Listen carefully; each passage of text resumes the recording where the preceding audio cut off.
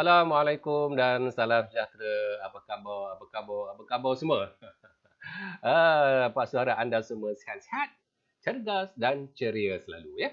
Baik, dalam video kali ini ya, Pak Su nak kongsikan satu lagi isu yang menarik untuk kita bincangkan iaitu personality ya. Personality ni ada macam-macam jenis ya. Jadi kita nak bincangkan jenis personality yang ada kaitan dengan stres ya. Kita masih lagi dalam siri pengurusan stres ya. Apakah jenis personality yang ada dikaitkan dengan stres?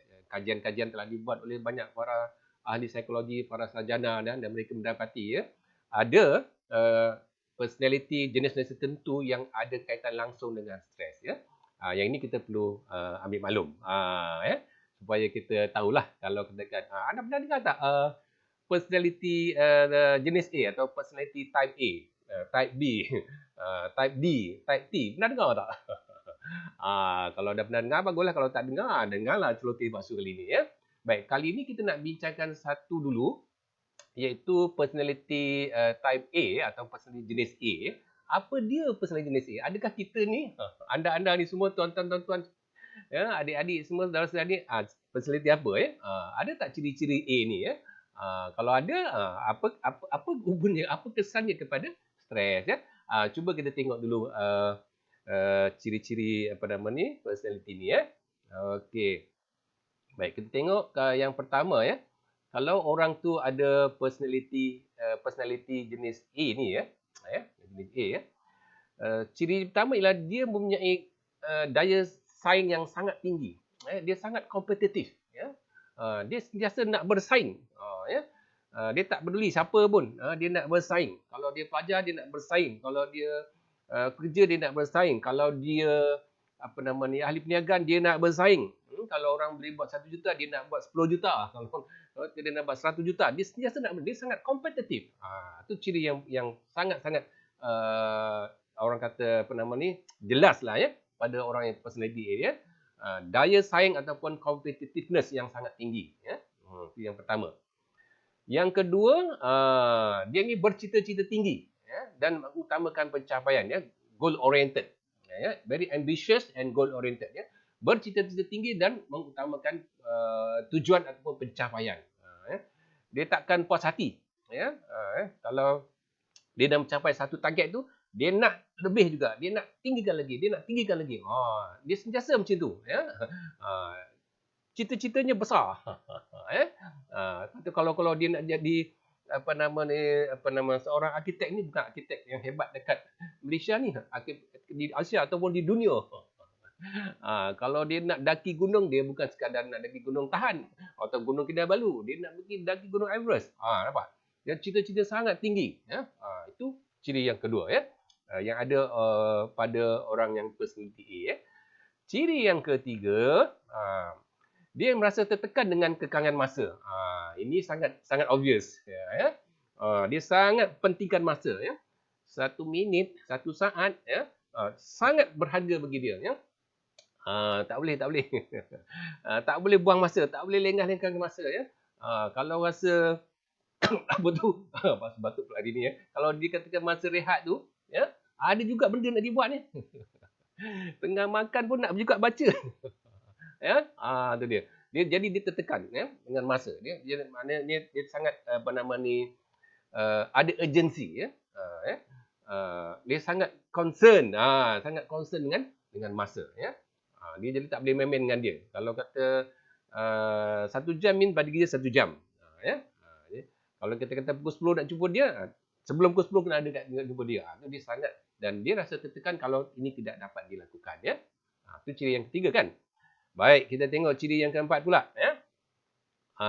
Biasanya lah ya, orang-orang yang ada ciri keempat ni, orang personality A ni ya, dia kurang sabar. Lack of patience ya, dia kurang sabar. Kurang sabar dan cenderung untuk agresif. Cenderung untuk agresif. Ini dia ya. Tadi masa kan, dia sangat terikat dengan masa, sangat pentingkan masa. Yang ni pula tak berbelat sabar. Dan ada kecenderungan untuk melakukan aggressiveness ya.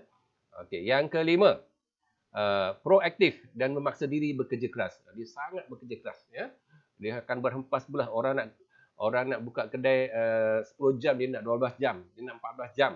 Ya. Malam pula dia nak buat online marketing dan sebagainya. Dia sangat bekerja keras. Ya. Dan sangat proaktif. Itu lagi yang kelima.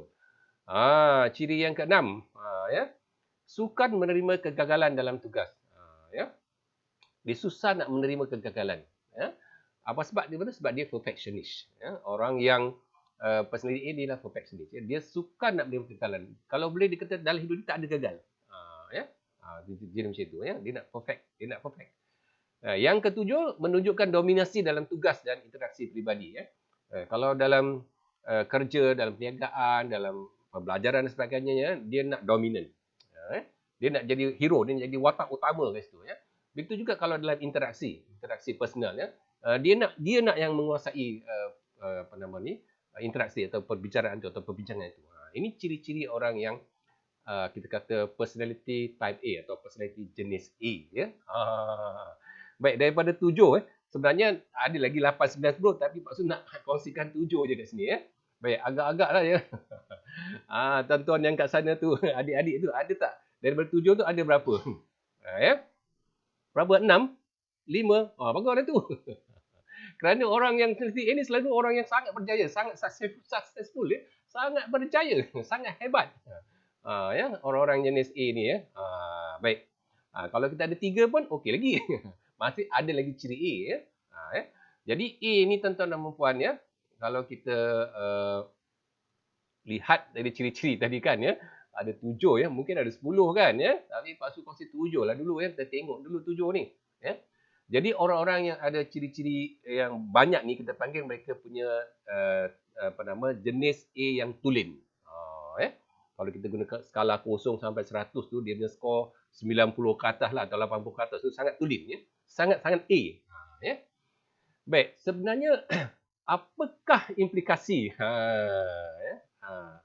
apakah implikasi orang yang ada ciri A ni, personality A ni kepada stres? Sebab kita nak kaitkan dengan stres tadi kan.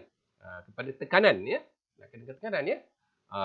Jadi banyak kajian-kajian telah dijalankan menunjukkan orang yang ada personality jenis A ini ya selalunya mengalami tekanan.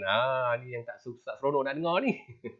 Ya, mengalami tekanan atau stres jauh lebih tinggi ya daripada orang yang personality jenis B. Apa dia B? Siri akan datang kita bincang ya. Jadi dia mengalami tekanan lebih tinggi. Mana dia akan cenderung untuk mengalami tekanan ataupun stres ya. Kenapa jadi begitu ya? Tadi kita dia time conscious. Dia sangat pentingkan masa. Jadi kalau lambat sikit dia stres lah. Kan? Lambat siap dia stres. Okey, kemudian dia kompetitif. Dia bersaing aja. Jadi itu pun akan menyebabkan stres. Lagi satu dia tak berapa nak sabar tadi kan. Tak berapa nak sabar. So kalau kita ambil 3 ciri pun ni, ini boleh menyebabkan stres dah. Jadi orang yang personality type A ataupun jenis A ini ya sangat prone ataupun sangat cenderung untuk mengalami tekanan jauh-jauh lebih tinggi daripada orang yang personality B. Habis macam mana Pak Su? Tak bagus ke personality? Bukan tak bagus. Ni kita kena bincang cara-cara lah macam nak bantu orang yang personality A tadi. Baik, satu kajian dibuat oleh Dr. Friedman dan juga Rosenham ya. Dua-dua ni adalah kardiologis ya, pakar jantung ya. Dalam kajian mereka ni mereka berminat nak kaitkan dengan jantung ya. Sakit jantung ya. Jadi sebab tu mereka ni kardiologis ya. So mereka buat kajian ya. Kajian ni mengambil masa yang lama 8.5 tahun ya. Melibatkan 3,154 orang lelaki. Kajian ni melibatkan orang lelaki ya. Umur antara 39 hingga 59. 8 tahun setengah kajian ni dibuat ya. Nak kaji personality A, B apa semua dan kaitan dengan sakit jantung ya. Ataupun kita panggil coronary heart disease ya. CHD ya. Dan kita tengok rumusan sudahlah ya. Rumusan dia, kesimpulan dari kajian ni apa ya. Mereka mendapati ya orang yang ada personality type A ni, jenis A ni ya. 2 kali lebih terdedah ya untuk mengalami penyakit-penyakit jantung berbanding dengan type B. Itu dia ya. Orang yang type A tadi 2 kali lebih 2 kali ganda lebih terdedah untuk mendapat penyakit jantung ataupun coronary diseases ya, berbanding dengan type B. Ya. Dan apabila dimasukkan elemen smoking ya, merokok dan juga lifestyle, pun kajian mendapati orang yang type A tadi, jenis A, 2 kali ya, 2 kali ganda lebih terdedah ya, untuk mendapat sakit jantung ya, ataupun penyakit-penyakit yang berkaitan dengan jantung ya. Dan selepas tempoh 8,5 tahun punya kajian ni, punya lama kan ya, para penyelidik tadi ni juga mendapati ya 70% 70% daripada orang lelaki tadi ya mendapat ya CHD, coronary heart disease ya, ada penyakit-penyakit jantung ni adalah daripada kalangan personality type A, jenis A. Ini sedih lah Pak Su cerita macam tu ya. Habis saya nak kena ubahkan daripada type A jadi type B. Macam inilah ya. Baik. Sebenarnya orang yang type A ni orang yang sangat produktif ya. Orang yang sangat produktif, orang yang sangat hebat, orang yang kerja, orang yang committed ya. Ini orang personality A ya. Cuma dalam konteks stress management ya, kita dah bincang banyak teknik-teknik, kaedah-kaedah coping ya, coping yang lepas-lepas tu ya. Dan kita sarankan ya, orang yang ada personality ini dia kena balance, dia kena seimbangkan ya. Seimbangkan kehidupan dia ya. Kena balance ya antara keperluan material, selalunya berkaitan dengan duit lah ya, wang kan, dengan keperluan kasih sayang ya, kekeluargaan, kemasyarakatan, ibadat ya. Ini kena diseimbangkan ya. Boleh bantu ya orang type A ni, dia boleh bantu ya.